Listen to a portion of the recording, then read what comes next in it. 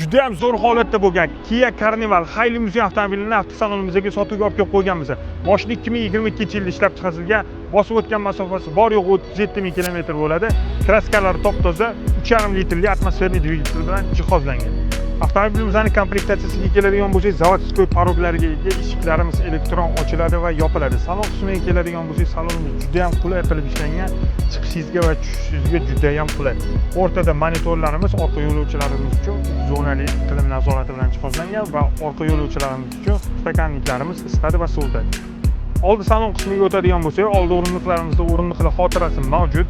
Oldi o'rindiqlarimiz isitadi va sovutadi. Shu bilan birgalikda rulimizda ham isitish funksiyasi va podstakanliklarimizda sovut beradi.